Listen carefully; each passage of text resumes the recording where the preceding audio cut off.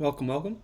We're going to continue our sort of special deep dive into Proverbs 2, verses 12 through 19, where we're comparing the differences between the evil men spoken of and the forbidden woman spoken of, and how the ways that they're paralleling one another are giving us the opportunity to compare and contrast them and learn the different ways that these sorts of evil paths are going to present themselves to us, and learn how to avoid both sides of this coin.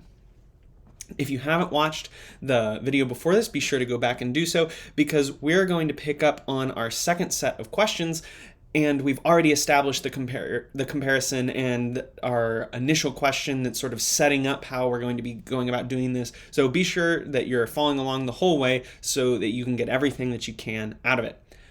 But let's go ahead and get started. Again, we're looking at verses 12 through 19 in Proverbs 2. And I'm going to go ahead and read that for us today. Delivering you from the way of evil, from men of perverted speech, who forsake the paths of uprightness, to walk in the ways of darkness, who rejoice in doing evil and delight in the perverseness of evil, men whose paths are crooked and who are devious in their ways. So you will be delivered from the forbidden woman, from the adulteress with her smooth words, who forsakes the companion of her youth and forgets the covenant of her God. For her house sinks down to death, and her paths to the departed. None who go to her come back, nor do they regain the paths of life.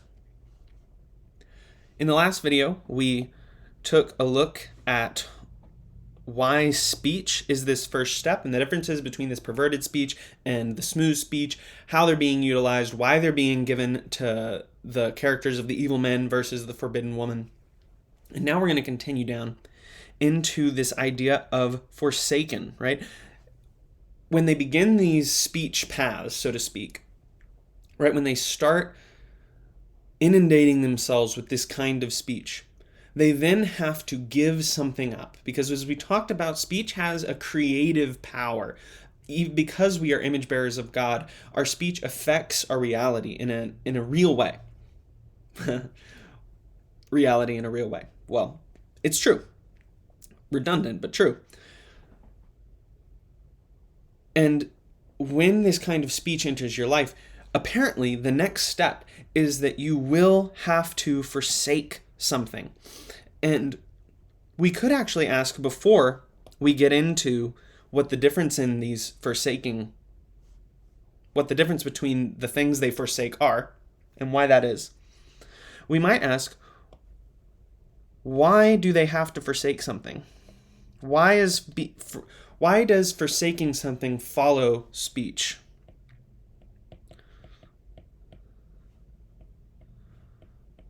Why does it follow speech?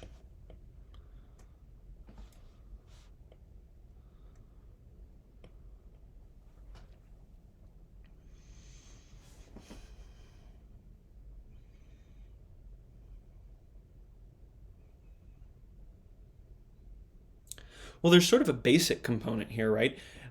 If you say one kind of thing, you have potentially forsaken the opportunity to say another kind of thing, right? This is a basic cost-benefit analysis, or what term am I looking for?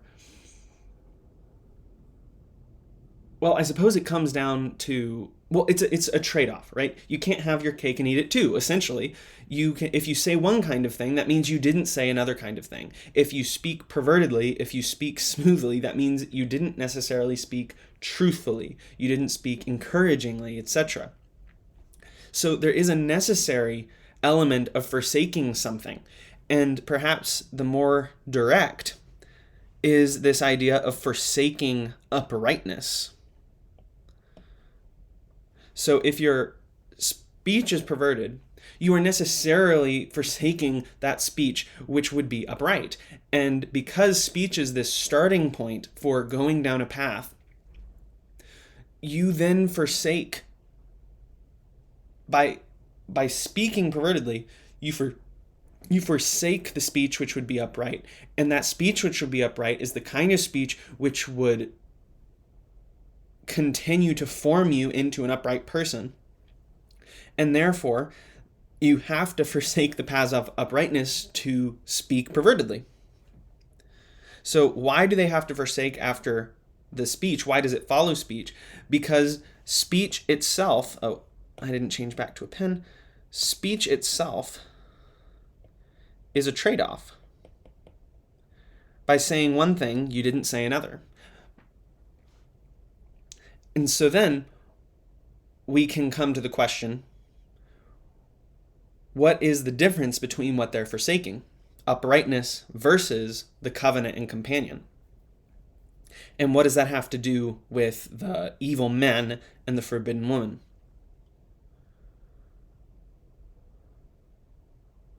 Well, this would tie back into the way we were describing the relationship that we have with these two ideas.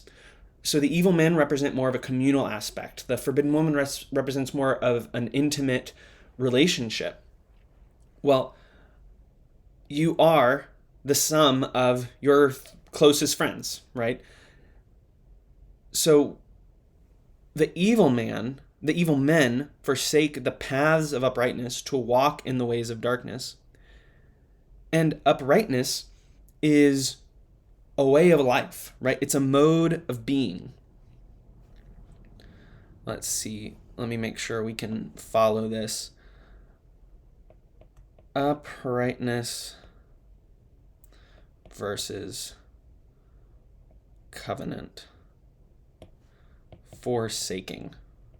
Just so we're all on the same page here in the notes. Uprightness versus covenant. So this is a mode of being. It's more about your character, your way of living. And your friends, your community is a great determining factor in how you go about doing this. You could imagine a man who is trying to fit in, and when he walks over to a group of men who are in their business suits, who, are standing up straight, who are walking along, or carrying briefcases and iPads, and, they look sharp and clean cut, and they're walking on their way. Well, you'd imagine that he'd kind of straighten himself up, and he'd, straighten his suit, maybe he'd feel a little embarrassed that he wasn't wearing a tie, but he'd try and walk uprightly with those people. And now, that's not a perfect example because that isn't a demonstration of their character. But if it was, right, he would be trying to conform himself to that image. But when it's a group of, men who are, maybe they have decided that they don't need to work, right? Maybe they're able and they're kind of just slumping along and they're couch surfing and they're living. And, there are people who may find themselves in that situation through no fault of their own, but these men have chosen it, right? And he's trying to get in with those men. Is he going to come in with a business suit, all clean cut and straightened out and walking upright? No, he's gonna slump. He's gonna be cool, right? He's gonna slouch in his chair, that sort of thing. And so this is what I envision when I imagine uprightness. Like a literal. Are you up? Are you standing forward? Are you attentive? Is your vision clear, or are you slumped? Right? Are you crooked? So even the literal vision of this is actually very useful. And that has everything to do with community. And so the person who's speaking pervertedly is likely, and these are all tied together. It's almost like this process is kind of simultaneous. Because if you're with these kinds of people, you are going to speak the way they speak, which is pervertedly. But then if you speak pervertedly, you are going to find yourself drawn to the company of these kinds of people. Now, when we look at the different focus of the forbidden woman, who forsakes covenant and companion, right? It's interesting that it's so specific. She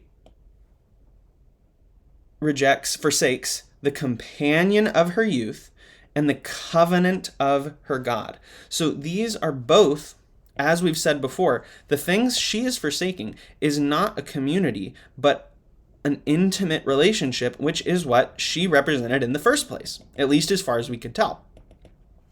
So what she is rejecting is this intimate relationship that is good, and productive.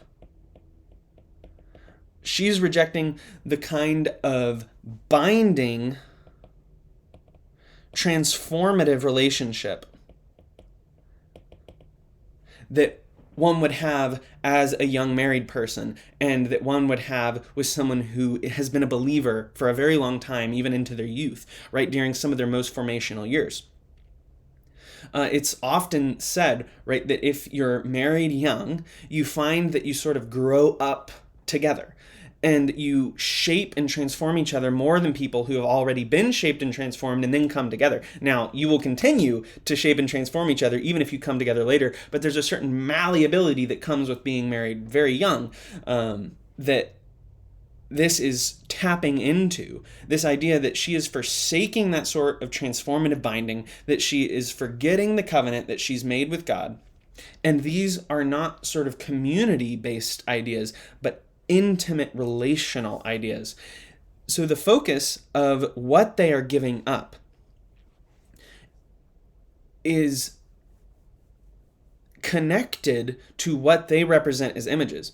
But they're also giving up, and this is probably what's so sad, what they are forsaking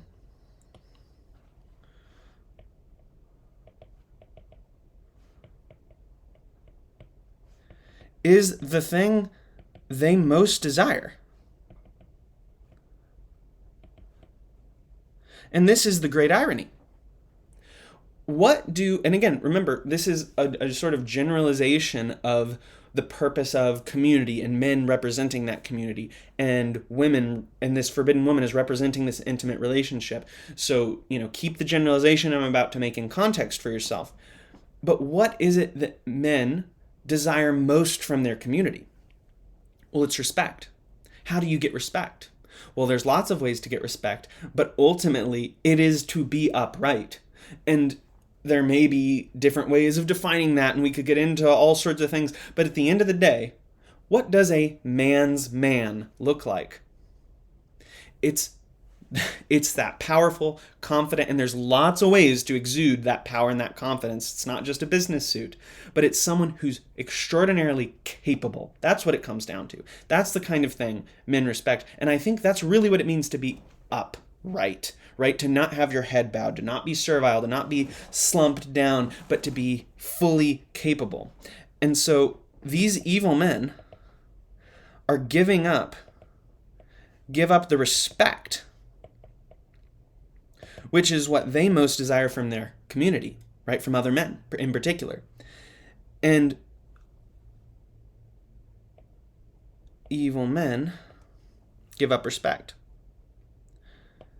And the forbidden woman gives up what we most desire and what women most desire in an intimate relationship: security, stability,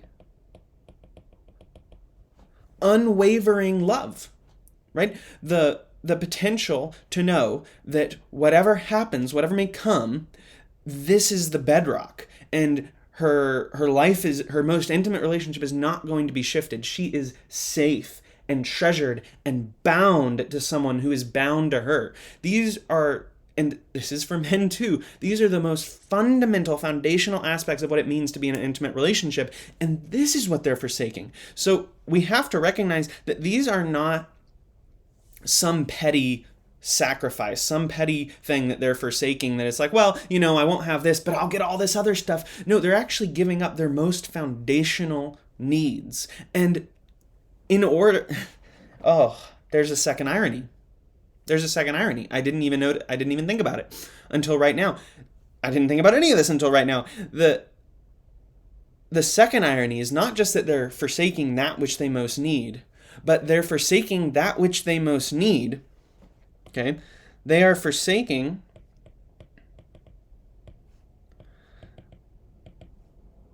let me put this a slightly different way, forsaking their greatest desires for what? Imitations.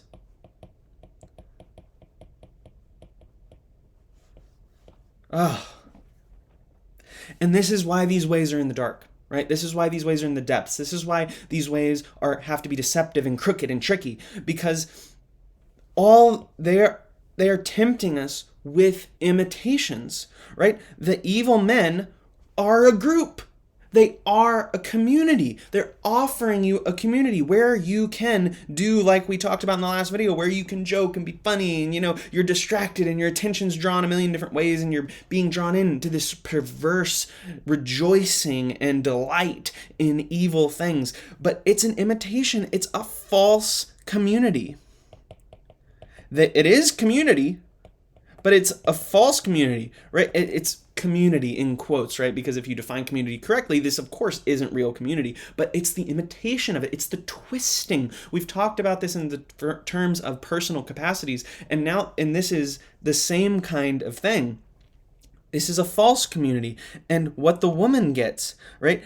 Well, she'll get more men, right, than she would have otherwise, right? This forbidden woman will have more shallow relationships, and in fact, she is binding them to herself by bringing them into the depths where they cannot escape, right? The goal is to draw them into a place where they can't run away. She's forcing something which ought to be given voluntarily, right? The evil men are deceiving for something that should be given in truth and in honesty. That's how community is built. And the same thing is happening for the woman.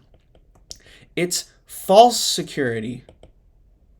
Just because the man can't run away because he literally can't climb out of the pit that she's brought him into, that doesn't mean that she actually has the security she most deeply desired, because she's already forsaken that.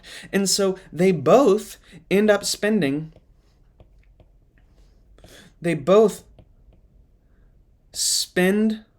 all their energy trying to get back the thing they gave up in the first place.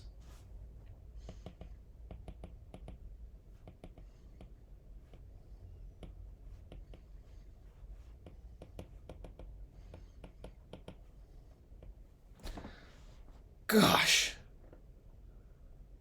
Devastatingly sad. But this is what this step truly represents. It's not just giving up, forsaking that which, and remember, this is a transformative step. Speech is leading in. Speech is making reality possible, but this forsaking step is doing it. It's making it happen in actuality. And this step right after speech is to give up the thing that they most want. And misery loves company. Not only are they asking you to do that which they have already done, and even if they don't regret it, are spending their time, whether they realize it or not, trying to undo what they have forsaken, undo what they have done, and get back what they have forsaken. But they're asking you to do the same.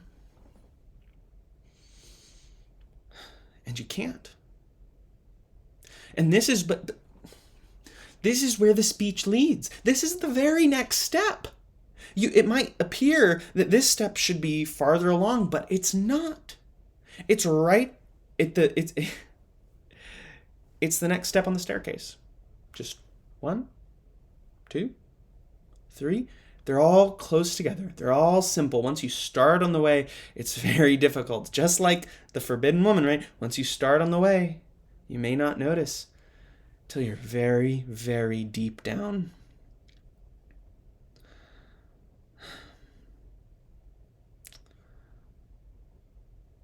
So let's go back through this. We don't quite have enough time to start a whole nother section, so it looks like we may just end up going through each one of these comparisons, the speech, the forsaking, the paths, and the ultimate end, one video at a time. And if that's the case, well, that's great, because this is worth going over. But let's go ahead and review where we've been. We came up with a new question, which was, why do they forsake? And why does the forsaking follow the speech? We recognize that speech itself is inherently a trade-off. Yet I actually think that we came up with a better understanding of it later. right? Where it's ironically, it's grotesquely fitting that they give up reality they give up the reality of respect and security and stability for the sake of imitations, and will spend the rest of their life trying to get back that very first thing. And so what they forsake, right, uprightness and covenant and the companion of her youth, these things are the very things they most desire. So why does it follow speech? Because speech makes the giving up possible. It makes it a potentiality that the forsaking then is just the next step in fulfilling. Because speech changes our world. And then we can follow through with that change through our actions and through the change in our hearts and in our thoughts that the speech enacts. And men who most desire respect from their community, who are seeking a way of living from their community, who conform to that image of where they are, they give up that thing which they most desire, which is the true respect of men who are respectable. And women give up that intimate, binding transformative relationship that they could have for a false imitation, for the binding of a lack of options instead of a willing love. And the men give up real respect for false community, for a lie. Because none of them respect each other. The evil men don't respect each other, and they don't think that any of the others are worthy of respect.